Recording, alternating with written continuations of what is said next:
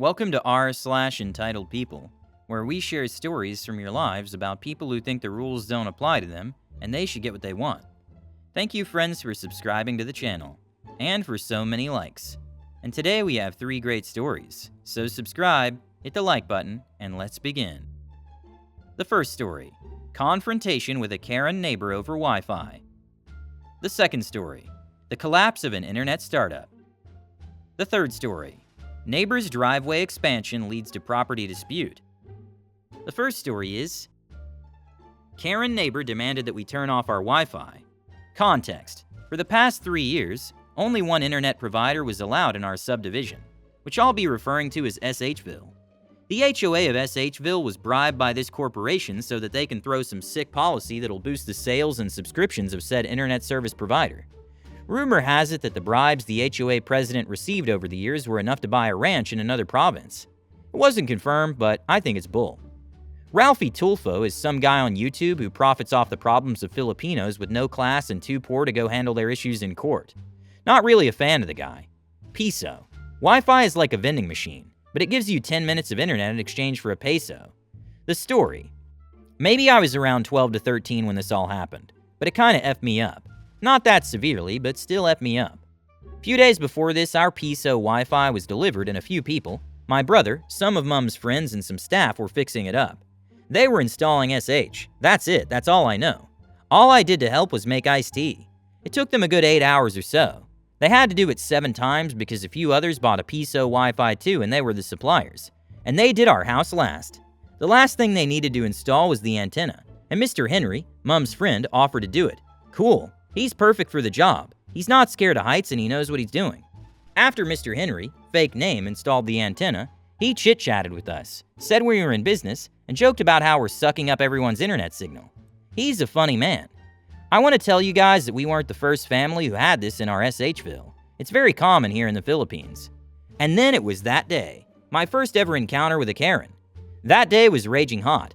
Everyone's electric fan was overheating. Dads were modifying their air conditioner to perform at peak level, and the ice cream man was making bank. Super hot day, maybe 10 to 11 a.m., lunchtime. My food's also super hot, and I was at the stairs eating my lunch. I wasn't allowed to buy ice cream because I had a fever few days prior to this, but my mom allowed me to use my phone while eating. So you win some, you lose some, I guess. The last thing I wanted that time was crappy internet connection because I saw Boostfer, Minecraft YouTuber, upload a video a few hours ago, and I really wanted to watch it. And what do I get? Crappy internet connection. My mom asked me if I could stop watching for a minute since she had a project she had to finish. No problem, I disconnect. But I even got more peeved when I found out it wasn't working for her too. She turned on her data and asked if I wanted to connect on her mobile hotspot, and I said yes. The good thing was her data wasn't acting SH at that time. Before we got crap internet provider, her mobile data was absolute SH. It was super slow. A lazy snail could beat it in a race. Heck, it was even faster than our internet provider. I won 5 games of Battle Royale Free Fire while connected to that SH. And here comes Fatima, fake name. Fatima asked us if our internet provider wasn't working too. My mom said yes. Fatima then left, but that was that. We left our door open since it was raging hot. Normal thing to do here. Fatima then came back with her daughter, Fatima Jr., fake name, asking if we could unplug our Wi-Fi because she thinks it was sucking up their internet connection. Mom explained to them that it doesn't work like that. Now, I'm no network engineer, but I can tell you it just doesn't effing work like that. Sucking up internet connection? Jesus Christ. Think that was the end? No. They just kept coming back each time, getting meaner, sweatier, and louder. At around 6 p.m., Fatima Jr. was demanding we turn our Wi-Fi off. Mom once again explained that we can't, since we're waiting for the connection to come back too, and she started a scene in our doorstep. Our precious doorstep. She started yelling obscenities at my mom, threatening to call Ralphie Tulfo on us. What's he gonna effing do? Saying her boyfriend works for the internet service provider company. And at one point, she demanded that my mom pay her 1,000 pesos as severance because of her missing day at work. What the F? I knew for a fact her boyfriend works for crap internet provider, CIP, but he was just a salesman. He doesn't know firsthand whatever's happening in the server rooms of CIP. I bet he doesn't even know CIP had server rooms. This continued on until Fatima cursed my mom, glared daggers at us and pointed at me, and said we've lived here for 2 years. No wonder you guys move houses so frequently. I just saw red. I made an agreement with myself that if that bee came back, I'd give her a piece of my mind. It was super uncalled for. Wussy Fatima never came back though. Instead, a neighbor tried to intervene and asked us calmly to just turn it off. I just turned it off because I was peeved and wanted to get Fatima and Fatima Jr. to come back so that I can tell at them too. And wouldn't you know it, the internet doesn't come back. It took more than 2 hours for it to come back. Mom called her friend and ordered up some food from him. That was the end of it, right? No. We found effing glass shards on his e-bike wheels. We had no proof of who did it, but I just know it was that effing neighbor who intervened. I'm open to questions about the neighbor. I was waiting for Fatima and Fatima Jr., but I eventually dozed off. I didn't see them apologize, but Mom said they did. I'm still mad because they're still there, and here I am waiting for the right timing that may never come. But I swear to God I'll give them the talk they deserve once they get near our properties ever again. God, what neighbors are like. How is it possible to come and demand to turn off their Wi-Fi because say it sucks up their internet? Some new physical laws or what? It's clear that not everyone can understand the networks, but to such a degree to get lost it's unbelievable. And then there's this ridiculous threat to call some dude. Who the hell's that? And the most ridiculous D thing in the whole story is that she's demanding compensation for missing a day of work. It's a circus, not living in a decent neighborhood. And at the end there's glass shards on the bike. True, no one caught it, but someone was very clearly out of line. I hope the conflict is resolved quickly. Otherwise, nobody wants that kind of trouble. I'd love to hear you tell that idiot off. I hope she loses her internet for good. The second story is, after my quit, the company run by the idiot CEO is closing. I worked at an internet startup for 3 years. My boss had a decent idea, pitched it to a guy with millions and had $14 million in funding. He was the CEO and my duck supervisor. During the 3+ years I worked at the company, I saw his behavior spiral from risque to all-out dearie, going as far as throwing a pay and leaving his trash on a coworker's desk. As with most cowards, he'd make threats, but he'd play them at a distance. He'd insult and belittle me in front of coworkers, even going as far as using racial slurs at me. I'm Mexican and so was his rich investor, oddly enough. Since this was far up north, I could only come south to visit family once a year, as he had our vacation time cut to 2 weeks because of contract. Now there was a coworker that had been his love interest, and he had taken a business trip with her. She was the executive assistant to Europe. And as it turns out, the scumbag, even while he had a girlfriend, proposed to her and she says no. So upon their return, their relationship is strained to the point that one night while he was out on a trip and she was looking after his dog, he calls her to insult her and tell her that she was SH. Now up there I knew very few people, but the ones I deemed solid kept as friends, and she and I were close. So after this event she quits and threatens to file for harassment charges while he's still away. So when he returns he doesn't show up at work, but she was the person the entire team looked up to, so morale was really effing low. Scumbag boss, even while knowing that we all knew what happened, decides to call me during the weekend and try and tell me she's a liar, and that I better watch out if I want to keep my job. By now I've decided that it's far from gone, and I should look elsewhere, and then my one chance out of the year to visit my family's coming. Again cowardly, he tells his new assistant, which happens to be his idiot ex, that he had cheated on and had since hired to work with us, and somehow became his new enforcer, to let me know that if I go visit my family, I'll not get paid for time over there on account of me being on a yearly contract, and that vacation time wasn't allowed. So by now our production team had quit, and some lone idiot was handling the entire workload, and I was basically left in charge of QA and user interface stuff. Plus he was a frustrating micromanager, so upon my return we sort of changed things. We all started showing up on time and leaving no later than 5.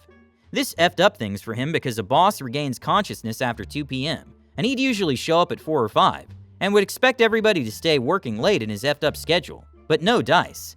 So I had enough of him using company funds for parties, and one day after showing up to work on a Monday, random people passed out in the premises, dirty glasses and trash everywhere, and get this, he had fired the cleaning people.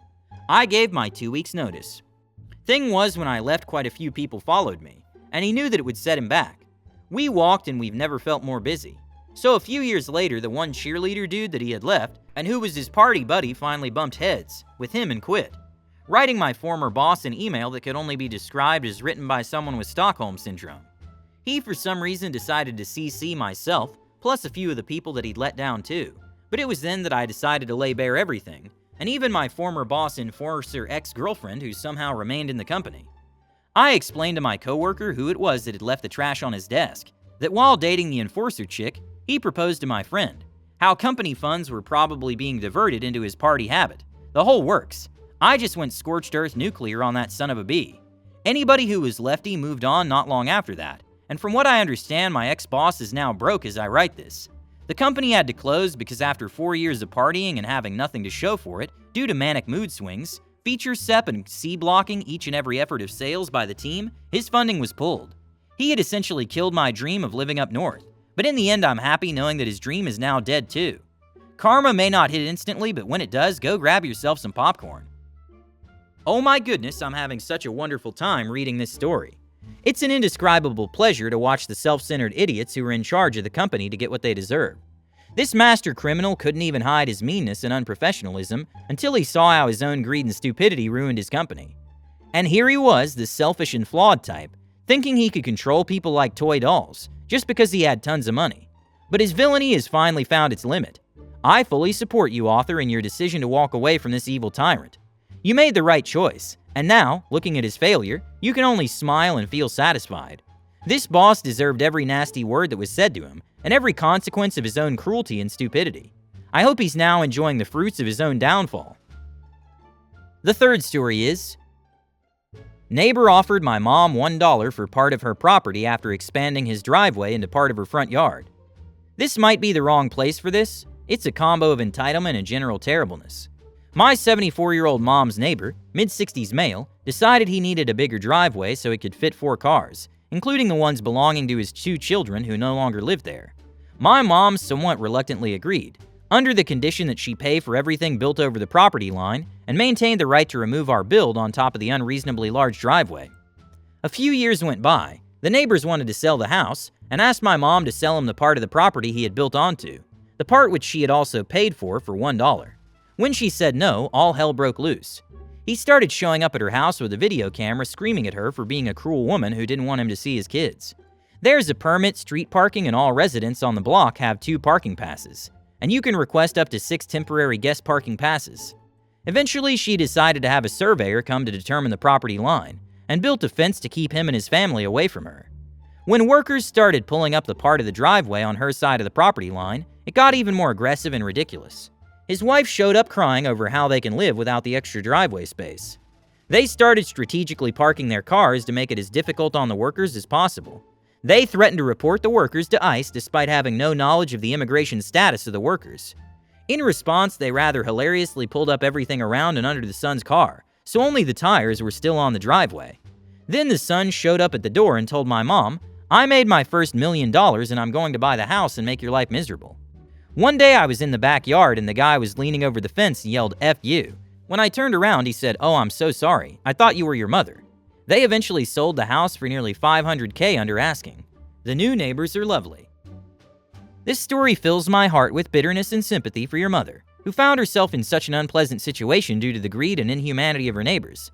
It's truly sad to see how human greed and selfishness can lead to such unpleasant consequences, harming not only material goods but also peace of mind. I hope that your mother will be able to enjoy peace and harmony now thanks to new kind neighbors. Subscribe, click the like button if you want to support the channel. Thank you for watching.